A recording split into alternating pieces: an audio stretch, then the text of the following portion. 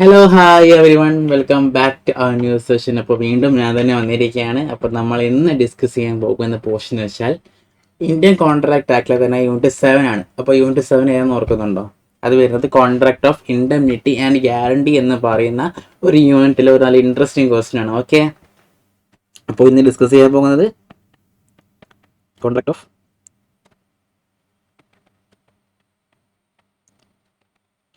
Contract of indemnity and guarantee എന്ന് പറയുന്ന യൂണിറ്റിൽ നിന്നൊരു നല്ലൊരു ഇൻട്രസ്റ്റിംഗ് ക്വസ്റ്റ്യൻ ആണ് നമ്മൾ ഇന്ന് ഡിസ്കസ് ചെയ്യാൻ പോകുന്നത്. അപ്പോൾ നമ്മൾ എന്ത് ചെയ്തിട്ടുണ്ട്, ഓൾറെഡി ഈ വീഡിയോ അപ്ലോഡ് ചെയ്യുന്നതിന് മുമ്പായിട്ട് 2 or 3 hours മുമ്പ് നമ്മൾ കമ്മ്യൂണിറ്റിയിൽ ക്വസ്റ്റ്യൻ ഷെയർ ചെയ്തിട്ടുണ്ട്. ഓക്കെ, അപ്പോൾ എല്ലാവരും ക്വസ്റ്റ്യൻ കണ്ടു, അത് എഴുതി എന്ന് വിചാരിക്കുന്നു. ഓക്കെ, നമുക്ക് ഒട്ടും വൈകിപ്പിക്കാതെ ഇന്നത്തെ വീഡിയോയിലേക്ക് പോവാം. ഓക്കെ, അപ്പോൾ ഈ സ്റ്റുഡൻസ്, ഇപ്പോൾ ഇതാണ് നമ്മുടെ ഇന്നത്തെ ക്വസ്റ്റ്യൻ വരുന്നത്. ഓക്കെ, അപ്പോൾ എന്ത് ചെയ്യാം, ഈ ക്വസ്റ്റ്യൻ വായിച്ച് മനസ്സിലാക്കി എന്ന് ഞാൻ കരുതപ്പോൾ നമുക്ക് ഡിസ്കസ് ചെയ്ത് നോക്കാം.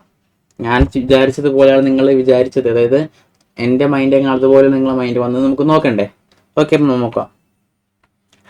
Alpha Moto Limited agreed to sell a bike to Ashok under hire purchase agreement on guarantee of Abhishek. അപ്പം നമുക്ക് ഇവിടെ 3 പാർട്ടീസാണ് വരുന്നത്. ആരൊക്കെയാണ്? ഒന്ന് ആൽഫ മോട്ടോ, സെക്കൻഡ് വരുന്നത് അശോക്, പിന്നെ വരുന്നവരാണ് അഭിഷേക്. ഓക്കെ, 3 പാർട്ടീസ് നമുക്ക് ഇവിടെ വന്നിട്ടുള്ളത്. അപ്പോൾ ആരാണ്? Alpha Moto Limited agreed to sell. അപ്പോൾ ആളാണ് എന്ത് ചെയ്യുന്നത്? സെല്ലർ ചെയ്യുന്നത്. ഓക്കെ, അശോക് ആരാക്കിയപ്പോൾ ബയ്യ, അഭിഷേകോ ഷ്യൂരിറ്റി. അപ്പം ഈ അഭിഷേകിന്റെ ഷ്യൂരിറ്റി പ്രകാരമാണ് എന്ത് ചെയ്യുന്നത്? ഈ ആൽഫ മോട്ടോ ലിമിറ്റഡ് അശോകിന് ബൈക്ക് സെയിൽ ചെയ്യുന്നത് ഹയർ പർച്ചേസ് മൂലം. ഓക്കെ, ഹയർ പർച്ചേസ് എന്താണെന്ന് നിങ്ങൾക്ക് അറിയില്ലേ? Okay, the terms were hire purchase price 96,000 payable in 24 monthly installment of 88,000 each. അപ്പോൾ എന്ത് ചെയ്യണം? 96,000 ആണ് എന്ത് വരുന്നത്? ഹയർ പർച്ചേസിന്റെ കോസ്റ്റ് വരുന്നത്. 24 monthsന്റെ ഇൻസ്റ്റാൾമെന്റ് ആയിട്ടാണ് നമ്മൾ പേ ചെയ്യേണ്ടത്. ഓരോരോ മാസവും 8,000 ഈച്ച് ആണ് നമ്മൾ പേ ചെയ്യേണ്ടത്. അതായത് ഈ അശോക് പേ ചെയ്യേണ്ടത്. ഓക്കെ, അഥവാ അശോക് പേ ചെയ്യാൻ പറഞ്ഞാൽ എന്ത് ചെയ്യണം? അഭിഷേക് പേ ചെയ്യണം. അതാണ് എന്ത് ഷ്യൂരിറ്റി കൊണ്ട് ഉദ്ദേശിക്കുന്നത്. Okay, ownership be transfer of payment of last instalment. ഇങ്ങനെ അത് അങ്ങനത്തെ ഒരു കാരണം ഹെയർ പർച്ചേസിൽ എന്താണ് നമുക്ക് എന്ത് ചെയ്യാം? ഓണർഷിപ്പ് എന്ത് ചെയ്യാൻ പറ്റും? ഫൈനൽ പേ ഇൻസ്റ്റാൾമെന്റ് ചെയ്താൽ ആളുടെ ഓണർഷിപ്പ് എന്ത് ചെയ്യും? ഈ അശോകിന്റെ പേരിലാകും. ഓക്കെ, അതുവരെ ആരായിരിക്കും? അശോക് ഓണർ ആയിരിക്കില്ല. കാരണം അങ്ങനെയാണ് ഈ ഹയർ പർച്ചേസ് വരുന്നത്. അപ്പോൾ after the final instalment only the buyer will get the ownership. Okay, state whether the Abhishek is discharged in each of the following alternative case under the provision of Indian Contract Act 1872. അപ്പോൾ താഴെ പറയുന്ന കേസിൽ എന്താണ്? ഈ താഴെ പറഞ്ഞ 2 കേസിൽ എന്താണ്? അഭിഷേക് ഡിസ്ചാർജ് ആവും. അത് അഭിഷേക് ലയബിൾ അല്ലാത്ത കേസ് ആകുമോ എന്നാണ് ചോദിക്കുന്നത്. ഇങ്ങനെ ഇന്ത്യൻ കോൺട്രാക്ട് ആക്ട് 1872 പ്രൊവിഷൻ വെച്ചിട്ട്. അപ്പോൾ ക്വസ്റ്റ്യൻ മനസ്സിലായില്ലേ? Alpha Moto Limited Ashok Abhishek. Alpha Moto Limited എന്ത് ചെയ്യുന്നത്? അശോകിന് ബൈക്ക് ഹയർ പർച്ചേസ് മൂലം സെയിൽ ചെയ്യാൻ വേണ്ടി അഗ്രി ചെയ്തു. ആരുടെ ഷ്യൂരിറ്റി പ്രകാരം? അഭിഷേകാണ് ഷ്യൂരിറ്റി വരുന്നത്. ഓക്കെ, എങ്ങനെയാണ് വരുന്നത്?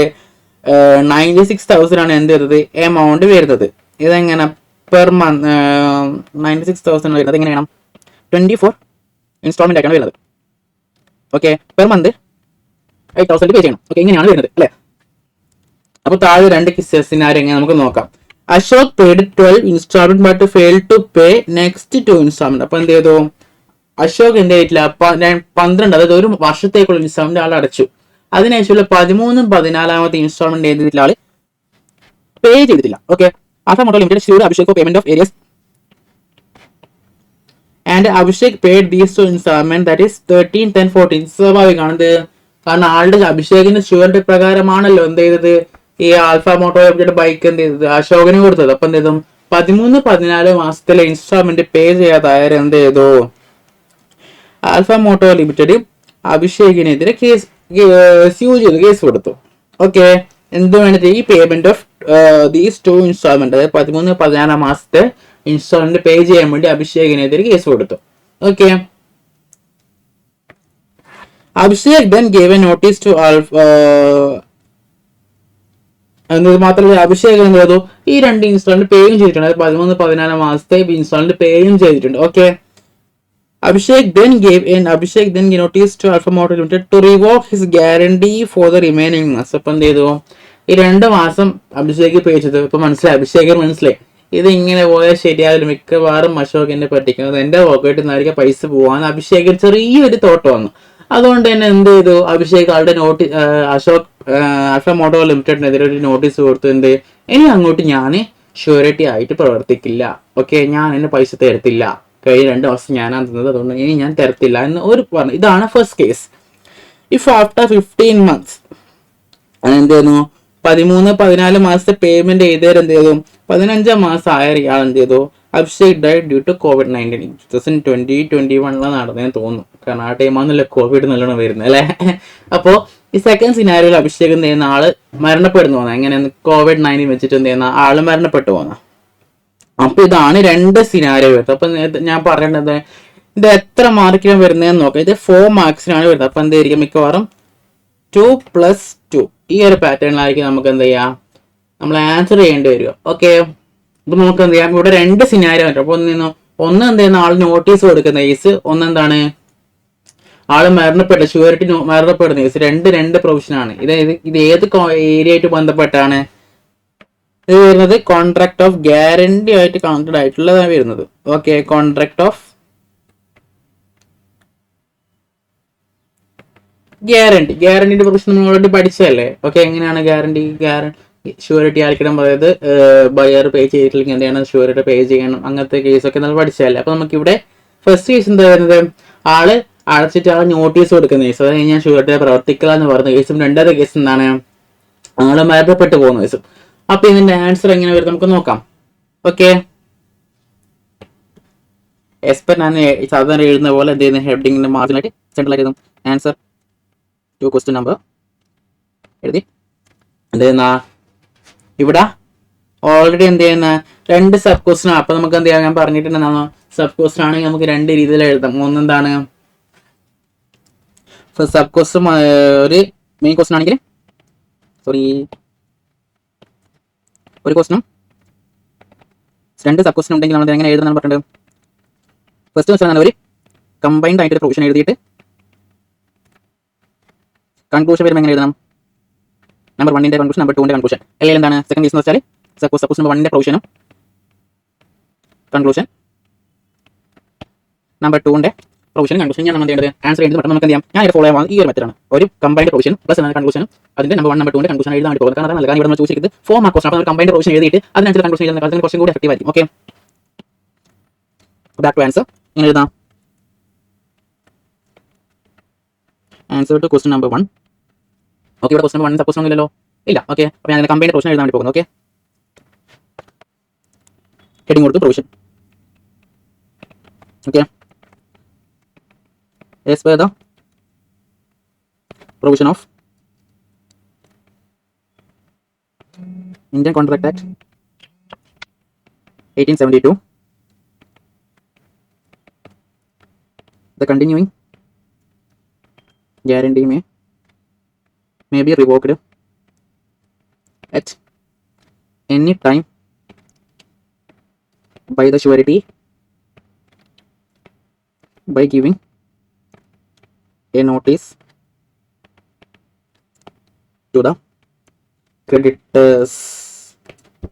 ഓക്കെ, ഇതാണ് വരുന്നതാണ് ഒരു കണ്ടിന്യൂയിങ് ആയിട്ട്. ഇവിടെ ഈ കേസിൽ കണ്ടിന്യൂയിങ് ആയിട്ട്, കാരണം 2 വർഷത്തേക്ക് 24 monthsലേക്കാണ് എന്ത് ചെയ്യുന്നത് ഈ കോൺട്രാക്ട് വാലിഡ് ടൈം പീരീഡ് വരുന്നത്. അപ്പൊ എന്താണ് ഈ 24 മാസം എന്താണ് ഇങ്ങനെ ഈ ഷ്യൂരിറ്റി ലയബിൾ ആയിരിക്കും. അപ്പൊ ഇതാണ് ഇവിടെ കണ്ടിന്യൂയിങ് ഗ്യാരണ്ടി ആയിരുന്നു. അപ്പൊ എന്താണ് ഷ്യൂരിറ്റിക്ക് എന്ത് ചെയ്യാം, ഈ കണ്ടിന്യൂയിങ് ഗ്യാരണ്ടി ആകുമ്പോൾ എന്ത് ചെയ്യാം, ആൾക്ക് എപ്പോൾ വേണമെങ്കിലും എന്ത് ചെയ്യാം, അതായത് ഗ്യാരണ്ടി റിവോക്ക് ചെയ്യാം. എങ്ങനെ, ഗിവിംഗ് നോട്ടീസ്. ഓക്കെ, അപ്പൊ ഇതിന്റെ കീവേഡ്സ് എന്ന് പറയുന്നത് the continuing guarantee may be revoked at any time by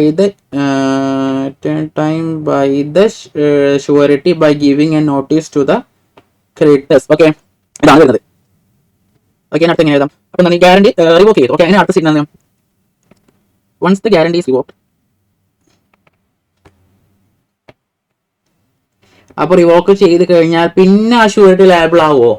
ഇല്ല. പക്ഷെ ലയബിൾ ആവില്ല. പക്ഷെ ഇയാൾ ഗ്യാരണ്ടി ഷ്യൂരിറ്റി ആയിട്ട് എത്ര മാസത്തോളം ഉണ്ടായിരുന്നു, അതായത് നോട്ടീസ് കൊടുക്കുന്നതിന് മുമ്പുള്ള മാസം വരെ ആളെന്തായിരിക്കും, ലയബിൾ ആയിരിക്കൂല. അപ്പൊ നമുക്ക് എന്ത് ചെയ്യാം, അതും കൂടി എഴുതാം. Once the guarantee is revoked, the surety is not liable for any further transactions. എന്തായിട്ടില്ല, ആൾ അങ്ങോട്ട് ലയബിൾ ആയിരിക്കില്ല. പക്ഷേ he's liable for all the previous transactions. അതായത് ഇതിന് മുമ്പുള്ളത്, that is before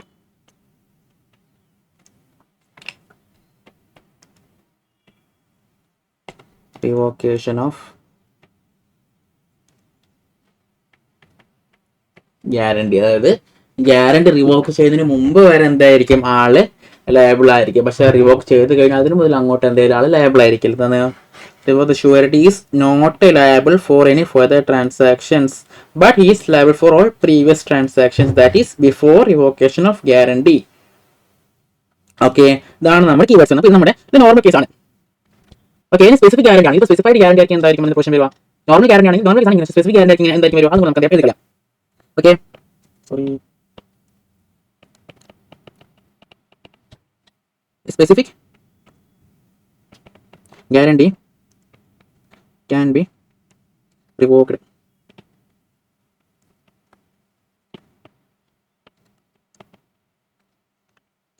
only if liability to principal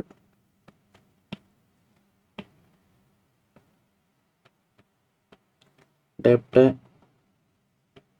as not accrued. അതായത് only if debt has not accrued principal. അതായത് സ്പെസിഫിക് ഗ്യാരണ്ടീൻ്റെ കേസിൽ ഈ ഒരു കേസാണ് എന്ത് ചെയ്യുന്നത്, പ്രൊവിഷൻ. അപ്പോൾ എങ്ങനെയാണ് റിവോക്ഡ് ഓൺലി, അത് റിവോക്ക് ചെയ്യാൻ വേണ്ടി പറ്റും എപ്പോഴും പ്രിൻസിപ്പൽ ഡെപ്റ്റ് ഹാസ് നോട്ട് അക്രൂഡ്, ആൾ എക്രൂ ആയിട്ടില്ലെങ്കിൽ, മീൻസ് പേയ്മെന്റ് ചെയ്യാനായിട്ടില്ലെങ്കിൽ, അങ്ങനെ ആയ കേസ് മാത്രം നമുക്ക് നേരപ്പെട്ടത് സ്പെസിഫിക് ഗ്യാരണ്ടി കേസ് വരത്തുള്ളൂ. ഓക്കെ, ഇതാണ് നമ്മുടെ ഫസ്റ്റ് പ്രൊവിഷൻ വരുന്നത്. എന്താണ് ഫസ്റ്റ് സിനാരിയോയിലെ സബ് ക്വസ്റ്റ്യൻ എന്തായിരുന്നത്? അതായത് ആള് 12 മാസം അടച്ച് 13-14 മാസത്തിന്റെ പ്രൊവിഷൻ ഇൻസ്റ്റാൾമെന്റ് അടച്ചിട്ടില്ല. അപ്പൊ അങ്ങനെയാണെങ്കിൽ പേയ്മെന്റ് അടച്ചു കഴിഞ്ഞാൽ എന്താ റിവോക്ക് ചെയ്യാൻ വേണ്ടി പറ്റും. രണ്ടാമത്തെ കേസ് എന്താ വരുന്നത്, ഈ ഷുവറായിട്ട് മരണപ്പെട്ട് പോകുന്നതല്ല. അപ്പൊ അതിന്റെ പ്രൊവിഷൻ കൂടെ നമുക്ക് ഇതിന്റെ കൂടെ എഴുതാം.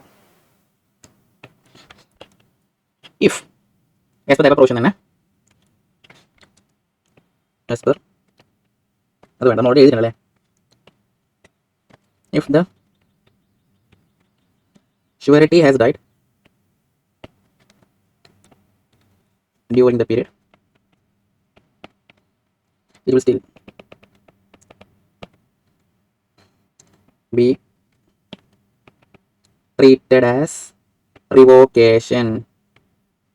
Revocation ചെയ്യാനല്ലേ. Revocation of the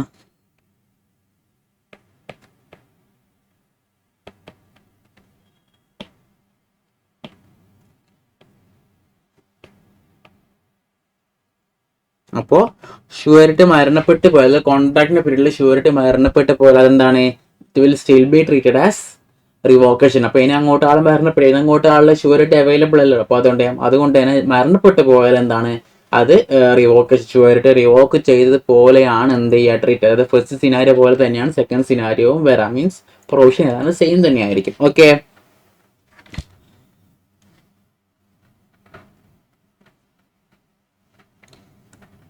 and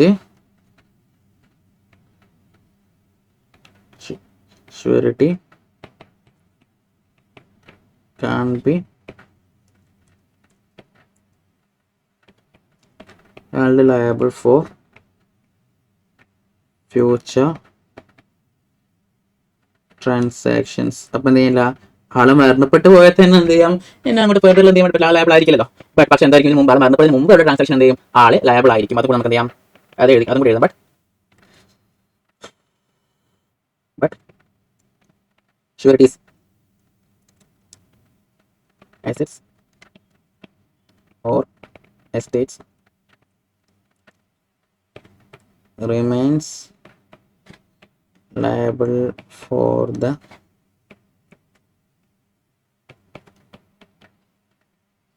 past transaction. Surety മരണപ്പെട്ട് പോയാൽ പിന്നെ ഷുവറിറ്റിക്ക് ഡയറക്റ്റ് പോയിട്ട് കൊടുക്കാൻ വേണ്ടി പറ്റില്ല. അപ്പോൾ എന്താണ്, അതിൻ്റെ ആളുടെ അസെറ്റ്. അപ്പോൾ എന്ത് ചെയ്യുമ്പോൾ ഈ ഷുവറിറ്റിയുടെ ലീഗൽ അഡ്വൈസ്, ലീഗൽ റെപ്രസെൻറ്റേറ്റീവ്സ് എന്ത് ചെയ്യണം, ഈ ഷുവറിറ്റി മരണപ്പെട്ട് പോകുന്നതിന് മുമ്പുള്ള ട്രാൻസാക്ഷൻ എന്ത് ചെയ്യണം, ഈ ഷുവറിറ്റിയുടെ അസറ്റ് വെച്ചിട്ട് എന്ത് ചെയ്യാം, നമ്മൾ പേയ്മെന്റ് ചെയ്തിരിക്കണം. ഷുവറിറ്റി മരണപ്പെട്ടതിന് ശേഷം അങ്ങോട്ട് എന്ത് ചെയ്യില്ല, ഈ ഷുവറിറ്റിയോ ഷുവറിറ്റി ലീഗൽ റെപ്രസെൻറ്റേറ്റീവ്സോ ആളുടെ അസറ്റ്സോ അല്ലെങ്കിൽ എസ്റ്റേറ്റ്സോ എന്ത് ചെയ്യാൻ പറ്റില്ല, എന്ത് ചെയ്യാൻ ലയബിൾ ആയിരിക്കില്ല. ഓക്കെ, ഇതാണ് പ്രൊവിഷൻ വരുന്നത്. ഓക്കെ, ഇത്രയും പ്രൊവിഷൻ നമുക്ക് എഴുതിയാൽ മെയിൻലി 2 മാർക്സ് ഒക്കെ കിട്ടും. ഇനി നമുക്ക് എന്ത് ചെയ്യാം, റിമൈനിങ് 2 മാർക്സ് മെയിൻലി കൺക്ലൂഷൻ ആണ്. ഇപ്പം ഇത് രണ്ടിൻ്റെയും പ്രൊവിഷൻ എഴുതി യു വിൽ ഗെറ്റ് 2 മാർക്സ്. ഇനി നമുക്ക് ഇതിൻ്റെ കൺക്ലൂഷനും കൂടി എഴുതിയിട്ട് എന്ത് ചെയ്യാം, ഇതിൻ്റെ ആൻസർ ക്ലോസ് ചെയ്യാം. അപ്പം conclusion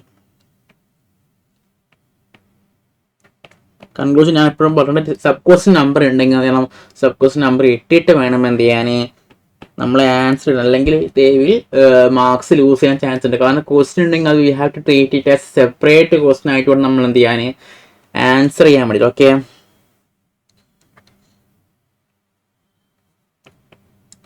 in this case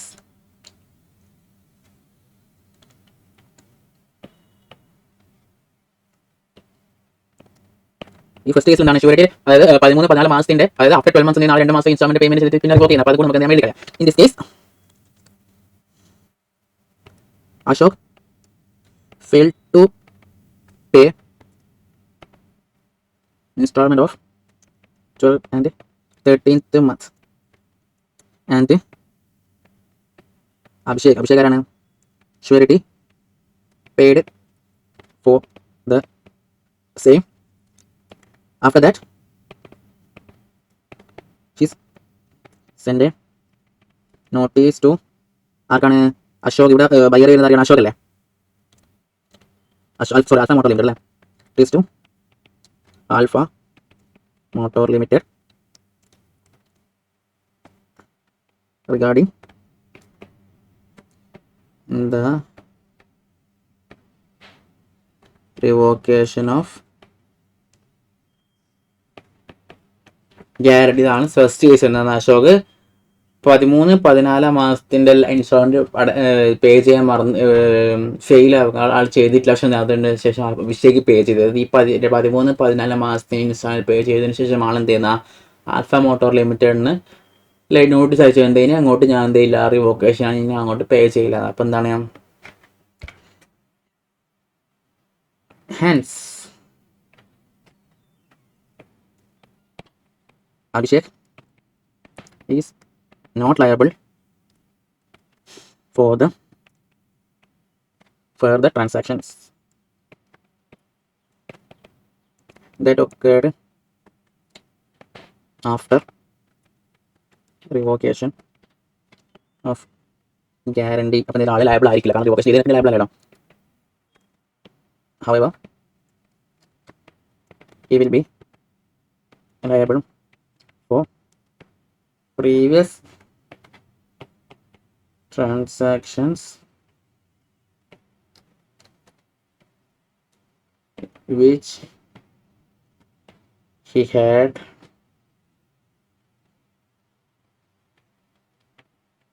already paid. അപ്പോൾ ആൾ പ്രീവിയസ് ട്രാൻസാക്ഷൻ ലയബിൾ ആയിരിക്കും, പക്ഷെ ആൾ ഓൾറെഡി പേ ചെയ്തത് 13-14 മാസത്തിന്റെ ഡ്യൂ അടക്കാൻ വിട്ടുപോയതുകൊണ്ടല്ലോ എന്ത് ചെയ്യുന്നത്, ആൾ അഭിഷേക് അടച്ചതിന് ശേഷമാണ് എന്ത് ചെയ്യുന്നത്, ആൾ റിവോക്ക് ചെയ്തത്. അപ്പോൾ അതുകൊണ്ട് എന്ത് ചെയ്യാം, ഈ കേസ് ഇങ്ങനെ പിന്നെ അതിന് മുമ്പ് ശേഷം അത് റിവോക്ക് ചെയ്തതിന് ശേഷം എന്തെങ്കിലും ആൾ ലയബിൾ ആയിരിക്കില്ല. ഓക്കെ, ഇതാണ് ഫസ്റ്റ് കൺക്ലൂഷൻ വരുന്നത്. ഓക്കെ, സെക്കൻഡ് സിനാരിയോ എന്താ, അഭിഷേക് മരണപ്പെട്ടു പോകുന്നല്ലേ. Okay, in this case Abhishek died after 15 months. This will be treated as revocation of guarantee. നമ്മൾ പ്രൊവിഷൻ എഴുതി കോപ്പി ചെയ്ത്, കാരണം 15 മാസം മരണപ്പെട്ടു പോകുന്നത്. അപ്പോൾ അതെന്താണ് ഓട്ടോമാറ്റിക്കലി ഗ്യാരണ്ടി റിവോക്ക് ചെയ്ത് പോകുന്നത് ട്രീറ്റ് ചെയ്യുക. ഓക്കെ, അപ്പോൾ ഇതിൻ്റെ ആൻസർ നമുക്ക് എഴുതാം. Here the assets or estates of Abhishek is liable for previous transaction. അതായത് ബിഫോർ ഡെത്ത്, ആൾ മരണപ്പെടുന്നതിന് മുമ്പ് വരെ എന്താണ് ഈ അഭിഷേകിന്റെ അസറ്റ്സ്, അഭിഷേക് മരണപ്പെട്ട് പോയല്ലോ, മരണപ്പെട്ട് പോകുന്നതിന് മുമ്പ് വരെയുള്ള ട്രാൻസാക്ഷൻസ് എന്തെങ്കിലും ഡ്യൂ ഉണ്ടെങ്കിൽ എന്താണ് ഈ അഭിഷേകിന്റെ എസ്റ്റേറ്റ് എന്താണ് ലയബിൾ ആയിരിക്കും. But it is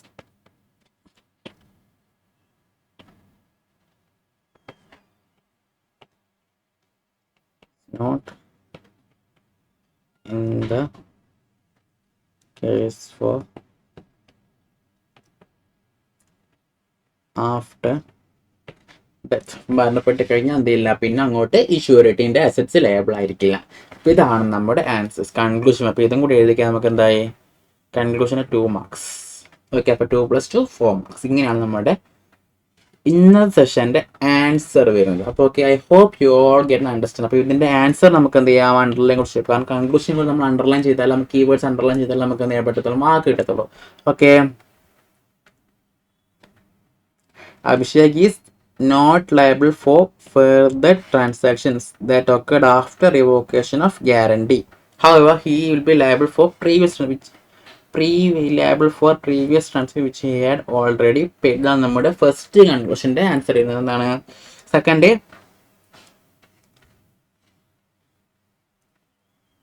the assets or estates of Abhishek is liable for previous transaction before death, but it is not in the case of after death. ഇതാണ് നമ്മുടെ ആൻസർ. നമുക്ക് എന്ത് ചെയ്യുമ്പോൾ ഇതിന് ഈ നമ്മൾ എഴുതിയത് പോലെ തന്നെയാണ് സജസ്റ്റഡ് ആൻസർ ഉള്ളത്. അതായത് ഈ കീവേഡ്സ് എന്ത് ചെയ്യാൻ നമ്മളെ ആൻസറിൽ ഉണ്ടോ എന്ന് നമ്മൾ ചെക്ക് ചെയ്യണം. ഓക്കെ, നോക്കാം. അക്കോർഡിംഗ് സെക്ഷൻ 130, സെക്ഷൻ അറിയില്ലെങ്കിൽ ഞാൻ പറഞ്ഞു, സെക്ഷൻ അറിയില്ലെങ്കിൽ എഴുതാൻ നിൽക്കേണ്ട. Okay, section 130 of Indian code, the continuing guarantee may at any time be revoked by surety as to future transaction by notice to the creditors. നമ്മൾ എഴുതിയിരിക്കില്ല, revoked at any time by the surety by giving a notice to the creditor. നമ്മൾ എഴുതിയിട്ടുണ്ട്. Okay, fine. Once the guarantee is revoked, the surety is not liable for any transaction. However, he is liable for all transactions that happened before the notice. Liable for transaction that happened before the notice was given. അതൊന്നും കൂടി നമ്മൾ ഇവിടെ എഴുതിയിട്ടില്ല. Not liable for future transactions, but he is liable for all the previous transaction before the guarantee is revoked. അതും കൂടി നമ്മൾ വൃത്തിക്ക് എഴുതിയിട്ടുണ്ട്. Okay, fine. ഓക്കെ, ഇതാണ് ഫസ്റ്റ് പ്രൊവിഷൻ. പിന്നെ സ്പെസിഫിക് ഗ്യാരണ്ടി കൂടി ഇവിടെ പറഞ്ഞിട്ടുണ്ട്. Specific guarantee can be revoked only if liability principal accrued. അതും കൂടി നമ്മൾ ഇവിടെ എഴുതിയിട്ടുണ്ട്. ഓക്കെ, അപ്പോൾ നോ ഇഷ്യൂസ്. അപ്പോൾ second case, the surety has died. അപ്പോൾ സെക്കൻഡ് കേസ് ഇങ്ങനെ പ്രൊവിഷൻ നമുക്ക് നോക്കാം. ഇവിടെ ഫസ്റ്റ് ക്വസ്റ്റ്യൻ്റെ ആൻസർ, അതിൻ്റെ ഇതേ ആൻസർ, പിന്നെ സെക്കൻഡ് ക്വസ്റ്റിനെ കൊടുത്തിട്ടുള്ളത്. ഇവിടെ എന്തായിരുന്നു, according section 130 in the absence of any conduct of the contrary, the death of the surety operate as revocation of continuing guarantee as to future transaction take place. Death of surety, അപ്പം എന്താണ്, ഒന്നും പറഞ്ഞിട്ടില്ലെങ്കിൽ ഷ്യൂരിറ്റിയുടെ death എന്ത് ചെയ്യുന്ന, it will be treated as,